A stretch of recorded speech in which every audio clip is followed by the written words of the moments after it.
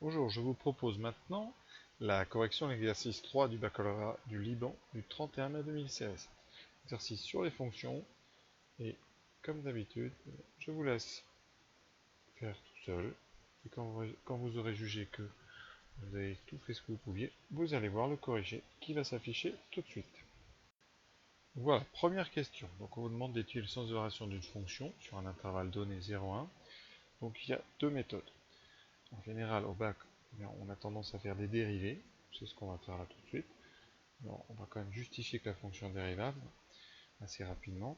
Et ensuite, il y a une deuxième façon dans ce genre de fonction où la lettre x n'apparaît qu'une seule fois, on peut utiliser les propriétés sur les composés qu'on utilise plutôt en première S. Voilà.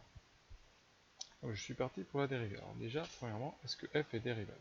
Alors, pour être très précis, on a une fonction sous la forme 1 sur u, et vous savez que 1 sur u est dérivable si u est non nul et si u est dérivable. Alors, eh bien là vous avez exponentielle de 1 moins x, donc la fonction x donne exponentielle de 1 moins x est dérivable de façon assez nette, une composée d'une fonction affine par une exponentielle, donc dérivable sur r, donc ici sur le domaine 0, 1. Ensuite, 1 plus exponentielle 1 moins x est différent de 0 parce que, c'est pas la peine de vérifier, on sait, mais dans le texte elle est définie, donc forcément vous pouvez inverser. Sinon, il suffit de dire que 1 est strictement positif, exponentielle est supérieure ou égale à 0, donc la somme des deux est strictement supérieure à 0, donc différente de 0. Conséquence, eh bien 1 plus exponentielle 1 moins x est dérivable, il est non nul, donc on peut dériver f qui est 1 sur cette fonction. Donc, voilà, par inversion, donc, ici, f, alors c'est pas fx, la fonction qui est dérivable c'est f, donc f dérivable sur 0. Voilà, c'est pas la peine d'en faire trop. Hein. Voilà, alors maintenant on va calculer f'. Pour calculer f', je vais déjà avoir besoin de calculer la dérivée de ce qu'il y a dessous. Donc je vais appeler u de x, l'expression, et je vais dériver u. Alors combien vaut u'? U' de x, ça va donc égal à 0, la dérivée de 1, attention. Et ensuite il faut dériver exponentielle 1 moins x. Donc je vais le faire quand même tranquillement aussi, puisqu'on est là pour vraiment perfectionner, réviser la fonction exponentielle qui a x associée exponentielle de 1 moins x. Et bien sa dérivée, c'est une exponentielle de u, c'est donc u' e de u. Donc ici, il faut dériver 1 moins x, donc vous avez un moins qui sort. Voilà. Bon, on se rappelle brièvement, exponentielle quand on dérive, c'est u' e de u.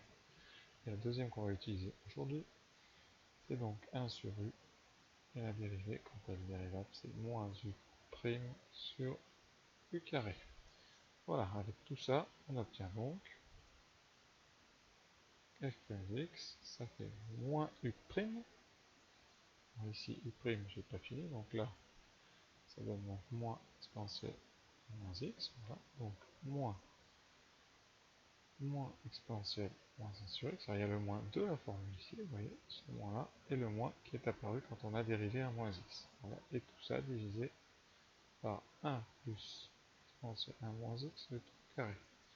Bilan de ce travail, il y a en haut exponentielle 1 moins x sur 1 plus exponentielle 1 moins x au carré. Voilà, conséquence. Or, on sait que quel que soit x, exponentielle 1 moins x, c'est un exponentiel, hein. C'est strictement positif. Vraiment, vous pouvez dire que pour tout x, e de grand x est positif. Voilà, on a donc le numérateur positif, le dénominateur 1 plus e de 1 moins x est un carré avec ici l'intérieur non nul, donc ceci est strictement positif, conséquence, f' de x est strictement positif. Sur l'intervalle considéré, donc on précise, sur 0,1, et donc f est strictement croissante sur l'intervalle 0,1.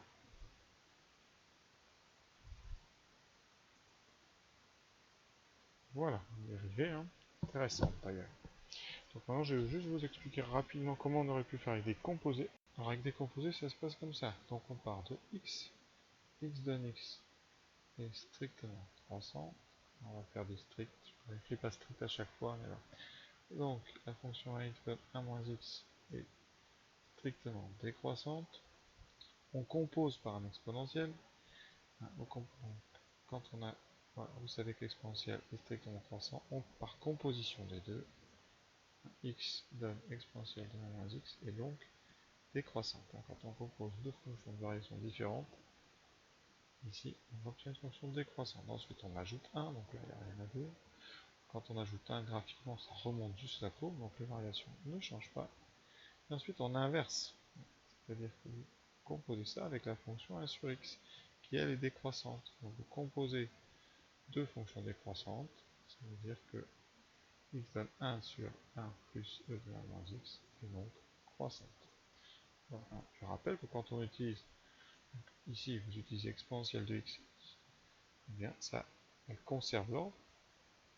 Ici, ensuite, quand vous avez donc e de 1 moins x, ça inverse l'ordre. Et vous utilisez une fonction inverse ici qui va réinverser l'ordre une deuxième fois, donc à la fin vous êtes revenu sur une fonction croissante.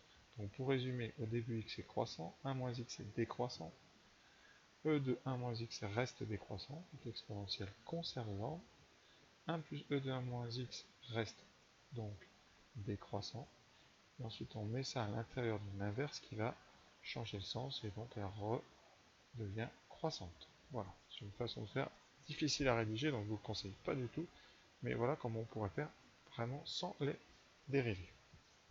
Donc maintenant, on oublie ça et on repasse donc à l'analyse plus classique avec notre question 2. Alors, on vous demande de transformer un petit peu l'écriture de f. Donc, eh bien, on va déjà 1 moins x, on va le séparer en deux. Donc, c'est un exponentiel d'une soustraction. Donc, c'est exponentielle 1 fois exponentielle moins x. Donc, on va enlever le moins x, puisque dans le résultat qu'on nous demande, il n'y a pas de exponentielle moins x. Donc, vous savez qu'exponentielle moins x, c'est donc eh bien 1 sur e de x. Voilà. Et e de 1, c'est redit dans le texte, vous savez, c'est e. Donc ici, vous avez e sur e de x. Voilà. Et on va mettre au même dénominateur, qui donne e de x plus e sur e de x. Et quand on inverse donc une division, et bien vous aurez e de x sur e de x plus e. Et ça, on l'a fait quel que soit x. Donc quel que soit x appartient à 0,1, puisque la fonction n'est définie que sur 0. Voilà, cette question 2 est finie. Passons maintenant à la question 3, une intégrale. Alors, on va intégrer f, évidemment, on va se servir de la question précédente. On a mis la fonction f sous une forme, donc une fraction, un rapport de deux fonctions, et on va essayer finalement de chercher une primitive de ça. Et les dérivés qui contiennent des quotients, il n'y a pas 36 000, vous avez surtout logarithme de u. Alors, je vais poser donc u égale e de x plus e, c'est bien une fonction strictement positive. Ensuite, vous savez que la dérivée de cette fonction, c'est tout simplement e de x, et donc, eh bien, f de x, c'est u' sur u de x. Voilà. Et conséquence, eh bien, une primitive de petit f de x, pardon, est ln de, eh bien, comme u est positif, c'est ln de u de x. Quand on ne connaît pas le signe, on met ln de valeur absolue. Nous ici, on connaît, on vous dit, c'est positif puisque c'est une somme de deux exponentiels. On va s'en servir tout de suite dans l'intégrale. Donc l'intégrale de 0 à 1 de petit f de x dx vaut donc la valeur d'une primitive, donc on va choisir ln de u de x entre 0 et 1, c'est-à-dire ln de exponentielle x plus e entre 0 et 1. Donc on remplace d'abord par 1, ça donne ln e de 1 plus e, voilà, moins ln de e de 0 plus e.